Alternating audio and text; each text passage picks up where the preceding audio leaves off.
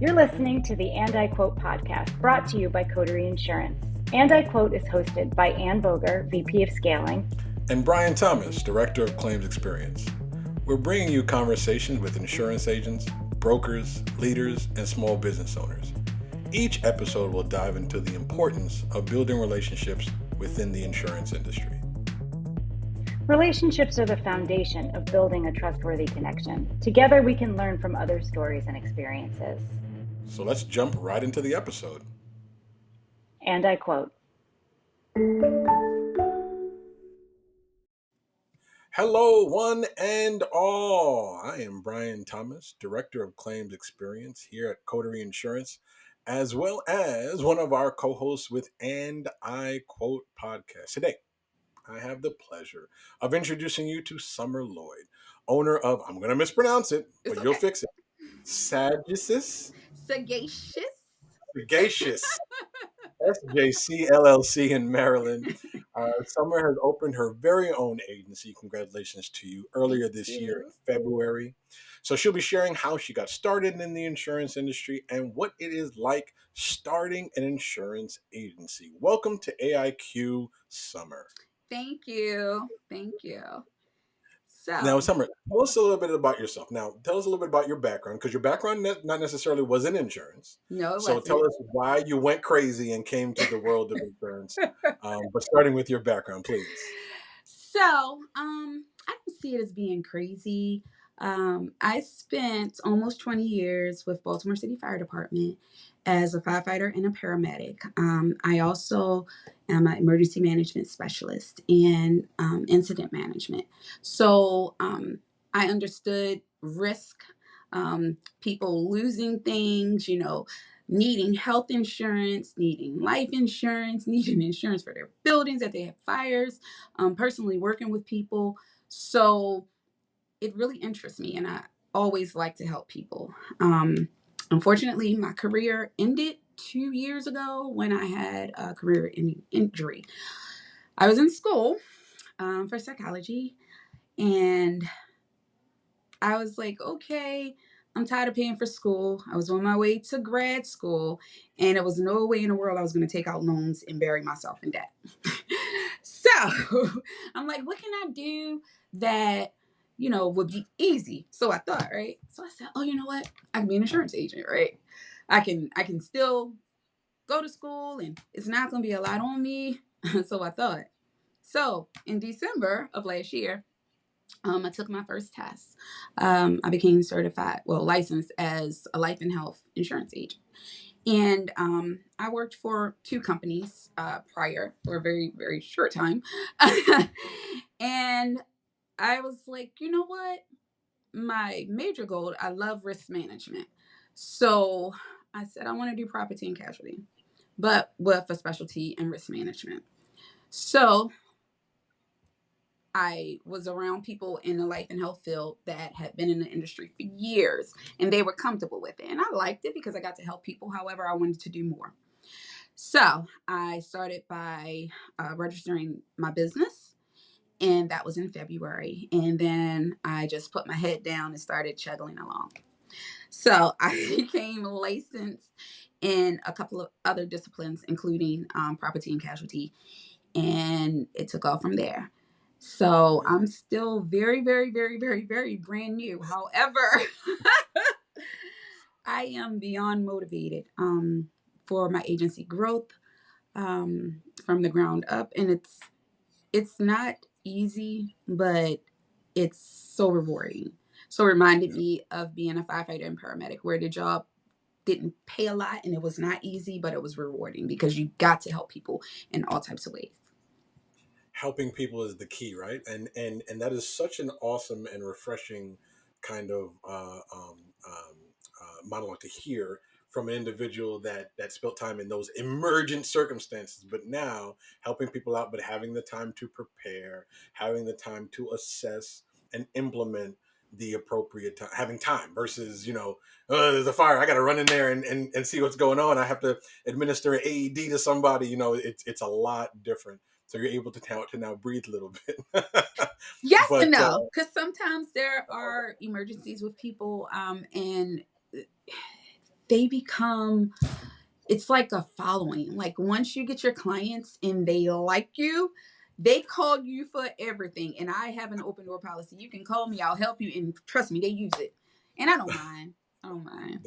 So it kind of hits on both because Coterie, we are here. We are an insurance agency, and we're also here for small businesses. So you are a little bit of a double a double whopper, so to speak, because you have a small business that you're building, and then also it is in the insurance industry. But you use the term saying starting a business from the ground up. So what are the things? I know you took the test in December, and wow, awesome that you have Sagacious set up in February. What are certain things that you have to kind of check off on like a checkoff list of starting a business? Let's see. First of all, it was stability. So I found myself constantly working on my business and working in my business. At times, it's like, okay, I need a staff. But at times, it's like, I need to build a foundation before I bring in a staff because I can't train them and train myself. So sometimes it can really be overwhelming, but it's all about education. I constantly educate myself. I stay in contact with my companies. I learn the appetites. I learn, what my audience is as far as my clients are, my target audience for my clients, and then my companies, so they can both meet each other's needs. Because I don't want to just sell. I want to actually fit things into people's life that can actually help them. Gotcha. That's pretty awesome. That's pretty awesome. So, what keeps you motivated? I know you're bringing in the feeling and the drive from when you were a firefighter EMT, active obviously in the field, different than the parts that you do now. But what keeps you motivated for the insurance side of the business? I mean, right now we're what 6 months Hmm. in. A happy 6 month Thank anniversary you. to you. But what keeps you motivated? Well, I've always been a motivational person for everyone else and for other purposes because, I've always worked for someone else and I hit the ground running for someone else. And I saw their dreams, and I helped to build so many other companies, and organizations. So why couldn't I do it for myself? Because it's more rewarding because it has my stamp. I'm building my brand. I'm building my legacy. So it means so much more because I believed in everyone else's dream. So it's time for me to believe in mine. It's like, I would go to work and just be into it and try to make it the best I could. And if I could do that for someone else, tenfold for myself. So that's what keeps me motivated day in and day out. A time to get a bumper sticker. Work on your dream after you have worked on somebody Yeah. else's. I mean, that's not a word. It may not fit on the bumper sticker, but we're gonna mess with the font. We're gonna make it happen. We got I like something there. We got something. it. Fantastic. And that totally makes sense because when you work for a company, that CEO or that founder or what have you, right? You're working in a piece of their dream. It might be a passion of yours, but it may not necessarily be parallel with your dream. You're not doing something against the grain, but it's not your dream. Absolutely. So understanding that you as the leader and the author of your brand, your company, um, being your dream in terms of what you want to get out of Mm-hmm. life, 100%. That's pretty awesome. That's pretty awesome. Thank you for that. Thank you. So before starting your business and getting your insurance license, which is a fun experience doing the research and having the test, I can tell you from experience, it's so much fun. Sarcasm. What was your biggest fear in trying to overcome being a business owner, number one, but also being a business owner in a new field? Hmm. So my fear actually was starting. If that makes sense. It was, you have these dreams and you know that you want to do something, but it's like, I'm gonna do it tomorrow. Okay, I'm gonna do it tomorrow. Especially if it's of the unknown. And for me, it was the unknown. I didn't know where to start as far as starting my business. I just knew that it was a new industry that I'm in. And I'm like, I really don't want to work under someone else. I really don't want to play by their rules.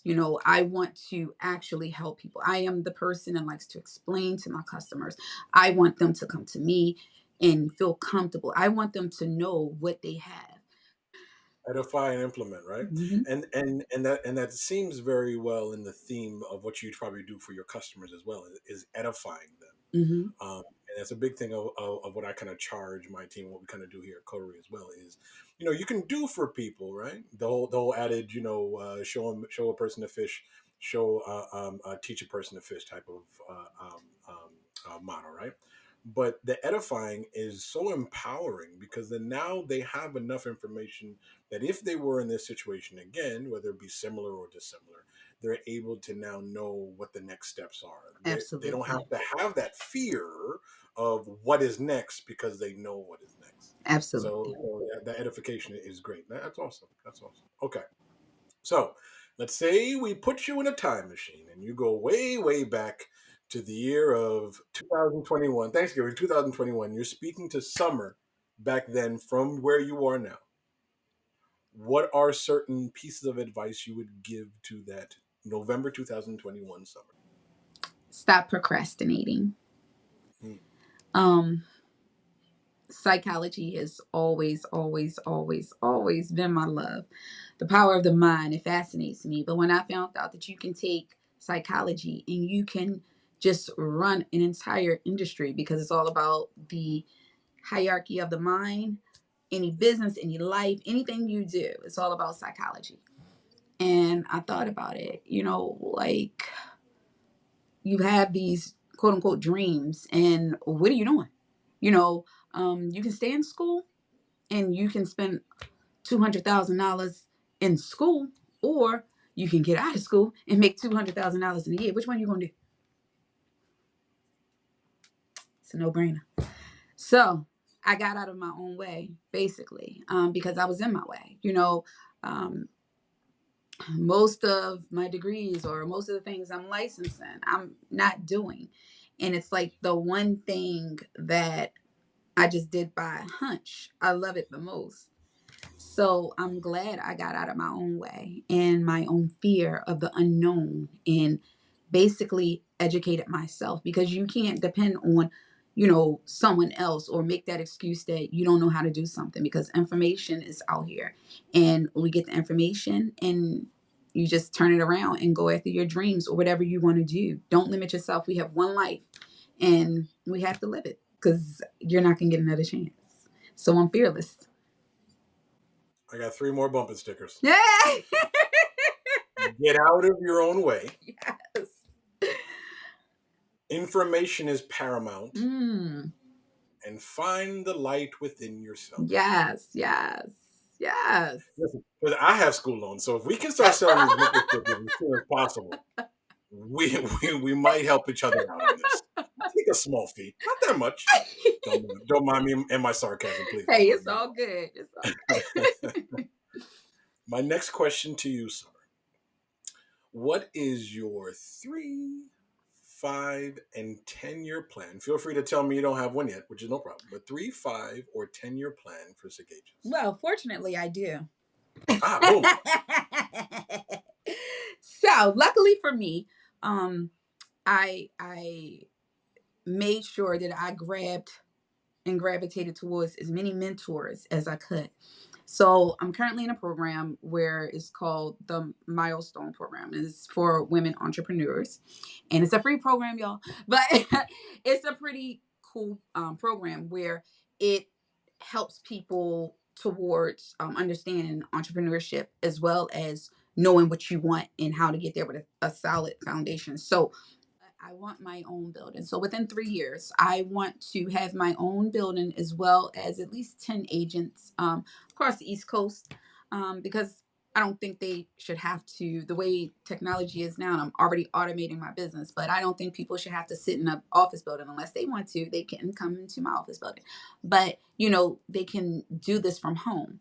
And I also, within a 5-year period, I want my brokerage, and I want to have it as a wholesaler. But I also want to do what some of the other agencies have done, and that's help smaller agencies, specifically, nothing against men but women, you know sisters.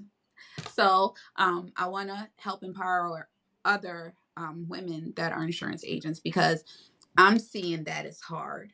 Um, because I'm new, it's very hard, but it's rewarding. But with support, you can go so much further. So that's my 3 year. I mean, my 3 and 5 year goal: own building, bigger agency, 10 agents within 3 years, 5 years to have my wholesaler brokerage.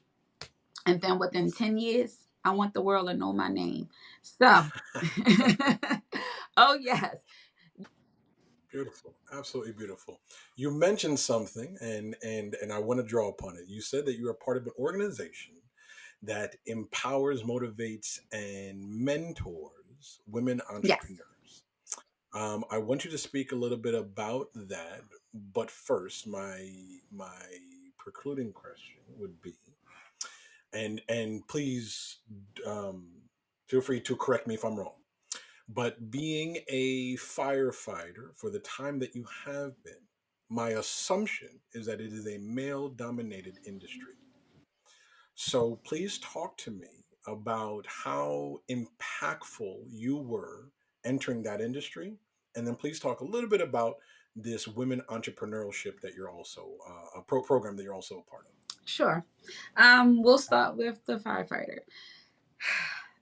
It was very intimidating, um, but it was very exciting. Luckily for me, I grew up in a pretty rough neighborhood, pretty rough. And as old kids do, we did some things we weren't supposed to do. We turned on the fire hydrants and we played in the streets with the fire hydrants. And the firefighters, they were so nice. They would always come, turn it off. Like, you guys know that you're not supposed to do it. And then they would turn on the sprinklers. I mean, they would put a sprinkler on it so we could utilize it.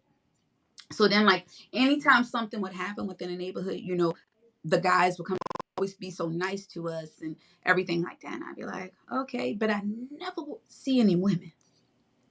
Mm. When I did get out of the academy and everything, they sent me. I wanted to go into my old neighborhood. I wanted to serve my old neighborhood. I used to go into the schools and participate with mentoring the kids, with reading and math. And if I was just able to give back without having to give back money, because I think time is more important, especially to those children, because for me, that meant a lot. So for the young women, because there weren't many women in the fire department when I came in, and especially in my area, and they would see me, and so sometimes they would think, oh, it's a male dominated job, so it's going to be women that's not there, that's feminine. You can't be feminine and be a firefighter, honey. Let me tell you, yes you can. So Love it, love it. I would, the young ladies would really get inspired by it, then they started seeing more women and said, oh, so it's okay to do this job. Yes, it is. We're surrounded by men, and the only thing you're gaining is a whole bunch of brothers. So I gained a whole bunch of brothers, and that's how I looked at it. Because at the same time, you know, I had to grind and be their equal. If I wanted to be their equal, I had to be their equal. So Yeah. I was one then eager to learn. As soon as I got in, I got my CDLs.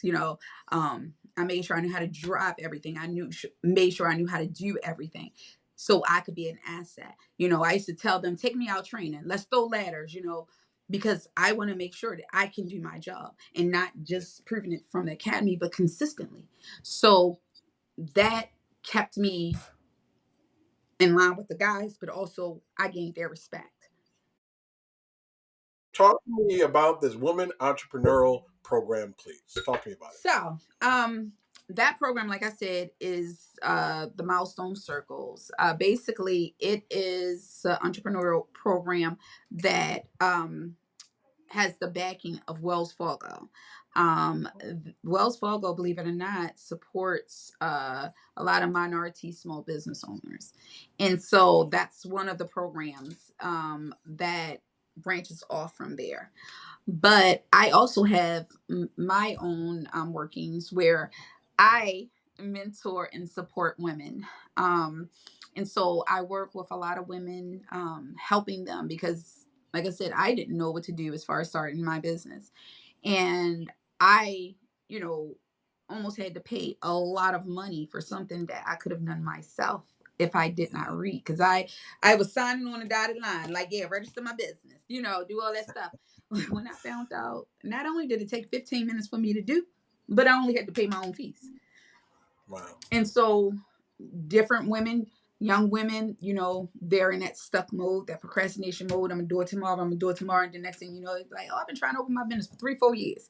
Well, guess what, honey? We're gonna do it right now, and you're gonna see how fast it's gonna be. But not only that, you're gonna gain some support, because not only are we gonna do that now, you're just gonna really just write down on a piece of paper your inspirations. We're gonna start there.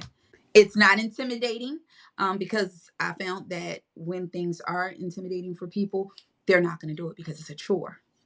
But when it inspires them, then it is something that is just like, it's a part of me. Oh my gosh, I'm doing this. I did this. And so many women that did not think that they can start their business, honey, they are in it, they're doing it, and they're growing fast. I'm actually in the progress of planning 2 events over the next 2 months. I'm going to do a brunch, and I'm also going to do a luncheon for women. And, we're just going to have a woosah section. We just going to come, we going to talk, we going to let it out, we going to laugh, we going to cry, whatever it is we going to do, we just going to have some fun, some old-fashioned fun, because we need that. My mother always said that the 2 greatest things you need in this country are credit and connections, right? Exactly. So connections being a part of that, it kind of helps out, because when you're building something out to a community, Mm-hmm. you're going to need people to talk to. They may Absolutely. not necessarily be your customers, but you need to let them know so they can use word of mouth and speak to other folks too. I think that is critical for a small business, because not everybody has a massive marketing budget. So you Absolutely. have to use what you have in terms of your community to help kind of build and thrive the business. Absolutely. Summer, thank you so much. This has been, and I quote, a podcast brought to you by Coterie Insurance, where small businesses matter. Summer Lloyd, thank you so much. We will see you next time on AIQ, my friends. Take care. Bye-bye. Thank you for listening to And I Quote, a podcast focusing on telling the stories of agents, brokers, partners, and small business owners. We hope you take away something from every episode you listen to and can build onto your strength of connecting with your audience and forming that trusting relationship. And I Quote is brought to you by Coterie Insurance. Coterie is available across the nation and is creating a product that brings our partners speed, simplicity, and service. Through our new SimplyBind Experience on the Coterie dashboard, you can get a quote by answering 2 questions. And seriously, we will do the rest for you, because relationships matter. Take a look at our show notes for more information and news.